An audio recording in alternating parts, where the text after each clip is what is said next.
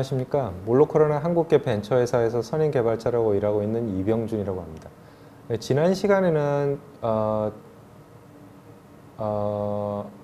소프트웨어, 제가 일하고 있는 유형의 이제 소프트웨어 업체에 이제 취직을 하시려고 하면은 이제 어떤 절차로 면접이 이루어지고 그런 면접이 어떤 절차로 진행이 되고 실제로 그 면접이 끝나게 되면 어떤 형태의 오퍼를 받게 되는지, 그리고 지원하려면은 어떻게 해야 되는지 이런 부분에 대해서 간략하게 짚어봤는데요. 이번 시간에는 그렇게 오퍼를 받고 실제로 이제 소프트웨어 개발 업체에 이제 입사를 하시게 되면 직장 내 분위기는 어떤지, 그리고 어떤 혜택과 어느 정도의 연봉을 받고 일하시게 되는지, 그런 부분에 대해서 간단하게 이제 짚어보려고 합니다.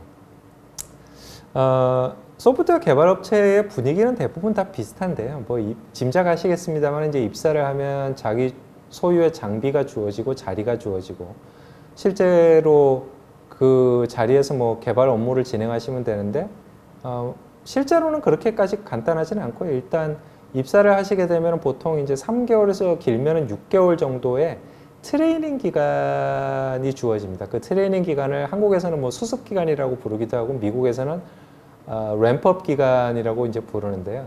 그 회사에 꼭 필요한 소프트웨어 개발자가 되기 위한 자질을 동료나 아니면 회사 내 존재하는 이제 공식적인 트레이닝 과정을 거쳐서 갈고 닦는 과정이 이제 그 과정이라고 생각하시면 됩니다. 제가 미국에 왔을 때 사실 제일 힘든 기간이 그 6개월 동안에 이제 램프업 기간이었는데요. 왜냐하면은 미국이라는 생소한 환경에도 적응을 해야 되지만 아마존이라는 큰 회사에 성공적으로 적응하기 위한 그 자질을 갈고 닦는 게 생각보다 굉장히 고되고 있는데 힘든 나날들이었기 때문에 그 시절이 저는 이제 제일 힘들었던 것 같아요. 하지만 그 힘든 거를 제외하면 제가 미국 와서 느낀 거지만 이 동료 개발자들이 제가 우호적으로 대할 자세가 되어 있으면 전부 다 상당히 너무나 친절하고 우호적으로 저를 도와줄 준비가 되어 있는 사람들이었기 때문에 그 램프업 기간에 들었던 그런 어려웠던 점을 제외하고 사람들하고 어울리는 데는 사실은 이제 큰 문제가 없었어요. 사실 이제 미국 회사들이 이제 그런 그 사람들 간의 인화와 관련된 부분을 굉장히 강조를 하고 있는데, 그 이유는 사실 어떤 한 개발자를 뽑아서 직원으로 만드는데 그 회사들이 투여하는 비용이 굉장히 크거든요. 그럼 그만큼의 돈을 들였을 때는 사실은 그 사람을 내보내는 것보다 그 사람이 성공적으로 정착해서 성공적으로 일하게 만드는 비용이 훨씬 저렴하기 때문에 그 어떤 한 새로운 개발자가 성공적으로 정착할 수 있도록 돕는 역할이 각 개인들에게 실제로 주어지거든요. 그리고 그것도 오히려 그런 부분을 성공적으로 도와줄 수 있는 자질이 갖추어지지 않은 개발자들에게 불이익을 주는 게 미국 업체의 풍토이기도 합니다. 그래서 사실은 여러분이 입사를 하시고 열심히 일할 수 있는 준비만 되어 있으시다 그러면은 직장에 들어갔었을 때 내가 과연 이 사람들과 잘 어울릴 수 있을 것인가, 이런 부분은 오히려 크게 걱정은 안 하셔도 될 것 같고요. 저같이 입사하고 나서 상당 기간 동안 언어와 관련된 문제를 겪었던 사람도 성공적으로 적응할 수 있었기 때문에 분위기와 관련된 부분은 그렇게 크게 걱정하지 않으셔도 될 것 같습니다. 혜택 수준에 입사하고 나서 혜택 수준에 대해서 말씀을 드리면 이제 혜택이 두 가지로 나누어지는데, 첫 번째는 연봉이라는 부분이 있겠고요.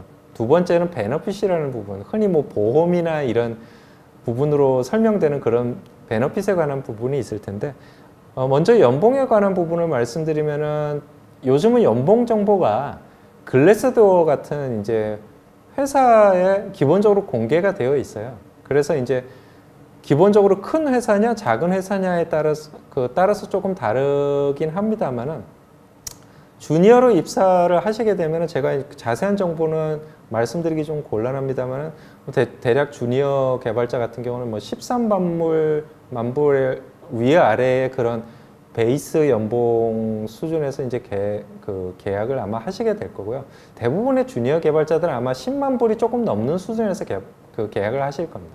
선임 개발자로 아마존 같은 데 입사를 하시게 되면 대부분 베이스 페이가, 그러니까 이제 샐러리 기준으로 계산되는 베이스 페이가 아마 14만 불 아래쪽에서 시작을 하시게 될 거고, 뭐 많이 받으시면 이제 그 부분은 넘어가기도 하는데, 보통 베이스 페이에 캡이 있기 때문에 그 이상을 넘어서 받으시는 부분은 베이스 캡이 있는 회사에서는 조금 어려우실 거고, 대부분 그 이상의 컴pen세이션은 그 회사에서 RSU 같은 형태로 받는 주식의 형태로 아마 대부분 커버가 될 거예요.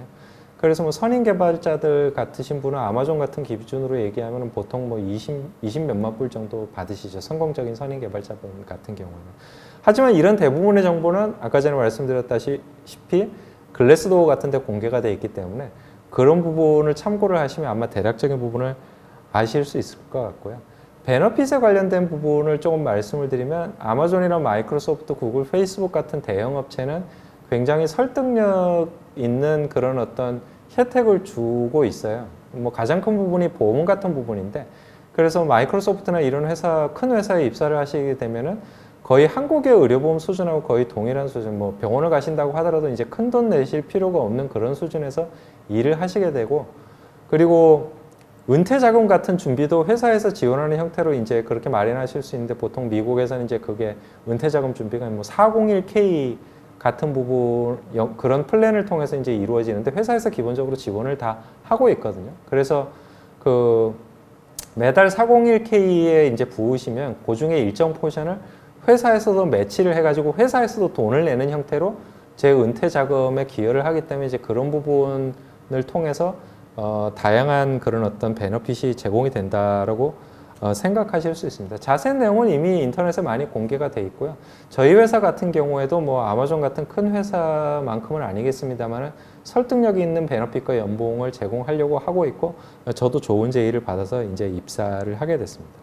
예, 지금까지 미국 내 소프트웨어 업체들의 어떤 직장 내 분위기, 그 다음에 혜택 어떤 형태로 이루어지는지 그런 부분에 대해서 간단하게 짚어드렸는데요.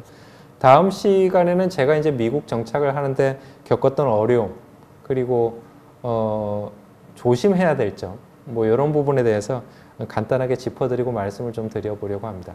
예, 들어주셔서 감사합니다.